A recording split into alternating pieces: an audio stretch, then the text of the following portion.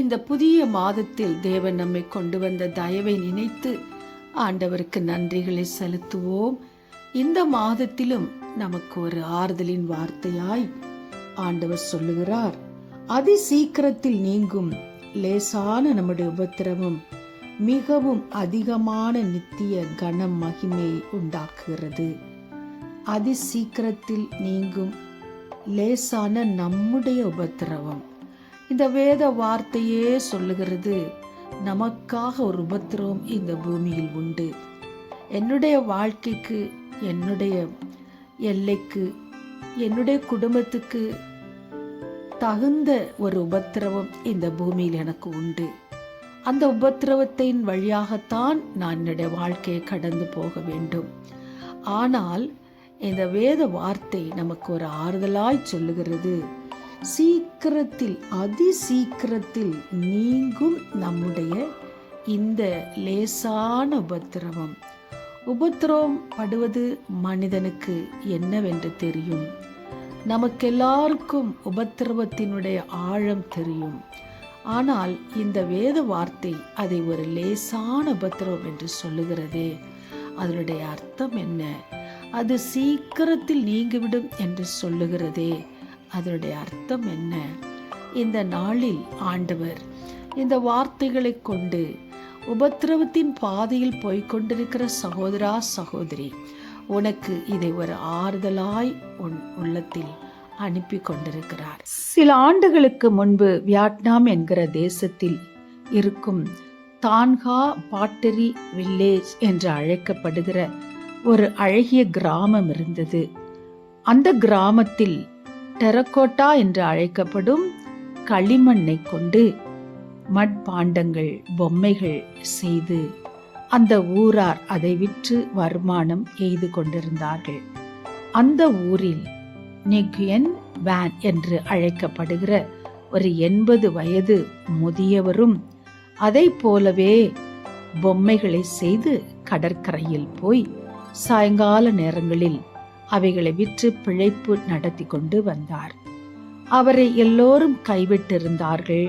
அவருடைய பெற்ற பிள்ளைகள், உறவினர்கள் ஒருவர் கூட அவரை நேசிக்கவோ அவருக்கு உதவி செய்யவோ இல்லாதபடி அவர் தனிமையாய் அந்த வயதான காலத்திலும் அந்த கடற்கரை வந்து சாயங்கால பொழுதில் அந்த மக்களோடு பேசி மகிழ்ந்து சிரித்து நகைச்சுவையாய் அவர் பேசுகிற அந்த காரியங்களெல்லாம் பார்த்து அந்த ஊராருக்கு அந்த முதியவரை பார்த்தாலே ஒரு சந்தோஷம். அவரை பார்க்கும்படியாகவே ஒரு கூட்டம் அந்த கடற்கரைக்கு வந்து போனதாம். அங்கே அவர் சிறிய பிள்ளைகளுக்கு களிமண் பொம்மைகளை விற்று கொண்டு வந்தார். அந்த கடற்கரைக்கு ஒரு குறிப்பிட்ட நாளில் வந்த ஒரு வாலிபன், ஐயா, என்னுடைய வாழ்க்கையில் நிம்மதியே இல்லை. எனக்கு நாளுக்கு நாள் மன சஞ்சலம் அதிகமாய்க்கொண்டே போகிறது. ஆகையினால் நான் மரிக்க விரும்புகிறேன். ஆனால் உங்களை பார்க்கும்போது எவ்வளவு சந்தோஷமாய் நிம்மதியாய் நீங்கள் ஒவ்வொரு நாளும் சாயங்கால பொழுதில் இந்த இடத்தில் அமர்ந்து மற்றவர்களை நீங்கள் சந்தோஷப்படுத்துகிறீர்களே, உங்களுடைய வாழ்க்கையில் ஒருவர் கூட துணை இல்லை. நீங்கள் ஒவ்வொரு நாளும் தனிமையான வாழ்க்கையை வாழ்ந்து கொண்டிருக்கிறீர்கள். அது எப்படி ஐயா என்று சொல்லி அந்த வாலிபன் அவரை பார்த்து கேட்டானாம்.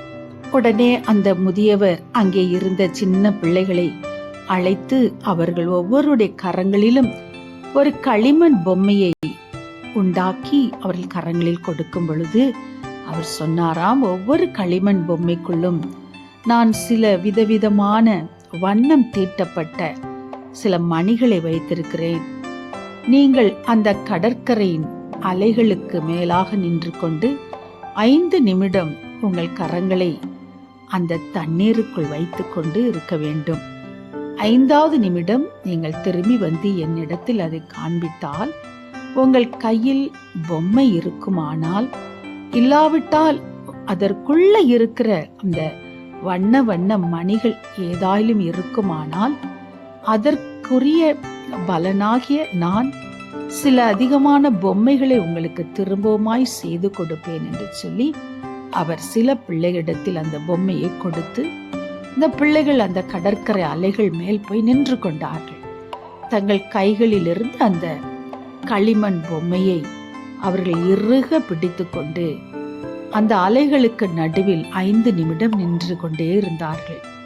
எப்படியாவது இந்த தண்ணீரில் என்னுடைய பொம்மையை நான் பாதுகாக்க வேண்டும், தண்ணீர் அடித்து கொண்டு போகாதபடி இந்த களிமண் பொம்மையை நான் இறுக பிடித்து கொள்ள வேண்டும் என்று அவர்கள் இறுக பிடிக்க அந்த களிமண் கரைந்து ஓடுனது.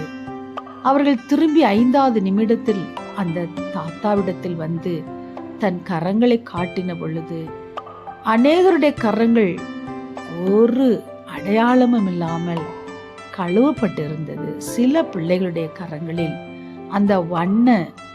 அந்த மணிகள் தீட்டப்பட்ட வண்ணங்கள் லேசாக தெரிந்தன. இந்த வாலிபனை பார்த்து அந்த ஐயா சொன்னார், வாலிபனே, கொஞ்ச நேரம் மட்டுமாவது அந்த இவ்வளோ பெரிய கடலில் களிமண் பொம்மைகளை பாதுகாக்கிறதற்கோ அதில் உள்ள இருக்கிற மணிகளை பாதுகாக்கிறதற்கோ இந்த சிறு பிள்ளைகளால் முடியவில்லையே. அதே போலதான் நம்முடைய வாழ்க்கையும் கூட. இந்த பரந்த பெரிய உலகத்தில் வாழ்ந்து கொண்டிருக்கிற நானும் கூட ஒரு களிமண் பொம்மையை போலதான். மிக சீக்கிரத்தில் கரைந்து போகிற ஒரு வாழ்க்கையை கொண்டவன் தான் நான். எனக்குள் இருக்கும் அந்த வண்ண வண்ண மணிகளைப் போல எத்தனையோ விதவிதமான போராட்டங்கள், பிரச்சனைகள், வேதனைகள் தான். ஆனால் அவைகளும் களிமண்ணை போலத்தான். 5 நிமிடம் கூட அவைகள் நிலைத்து இருக்க போவதில்லை. அவைகள் கரைந்து கைகளில் இருந்து அது முற்றிலுமாய் நீங்க போகிறது. இந்த உண்மையை நான் என்றைக்கோ என்னுடைய வாழ்க்கையில் நான் கற்றுக்கொண்டேன். ஆகையினால் இருக்கிற ஒவ்வொரு நிமிடமும் நான் மன சந்தோஷத்தோடு சமாதானத்தோடு வாழ்ந்து கொண்டிருக்கிறேன் என்று அந்த முதியோர் சொன்னாராம். என் தனிப்பட்ட வாழ்விலும் நிலை குலைந்து போகிற நேரங்கள், சூழ்நிலைகள் வரும்பொழுதெல்லாம் கடுமையான மன உளைச்சலில் பாதிக்கப்பட்டு கடந்து போய்கொண்டிருக்கும் பொழுது இந்த தான்காய் என்கிற கிராமத்தில் இருக்கிற அழகிய கடற்கரையின் அலைகள் மேல் நின்று கொண்டு அந்த பெரிய விரிந்த பரந்த கடலை பார்த்து என் உள்ளங்கையில் இருக்கிற என்னுடைய பிரச்சனையாக அந்த களிமண் பொம்மையும் வைத்து கொண்டு நான் அப்படியே தேவனை நோக்கி பார்ப்பது என் வழக்கம். கர்த்தர் அப்பொழுதெல்லாம் இந்த வார்த்தையை நினைவுபடுத்தி, காலத்து பாடுகள் இனி வரப்போகிற மகிமைக்கு ஒப்பிடத்தக்கவை அல்ல என்று சொல்லி என்னை தேற்றுவதை நான் பல முறை இந்த நாட்களில் உணர்ந்து கொண்டே வருகிறேன்.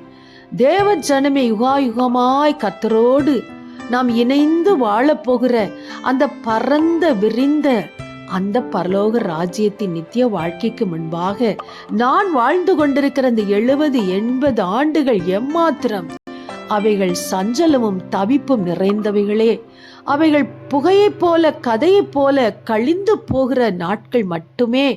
ஆகையினால் இந்த காலகட்டத்தில் இந்த பாடுகளுக்கு மத்தியில் நான் ஏன் அந்த வேதனையோடு கூட என் வாழ்க்கையை ஓட்ட வேண்டும்?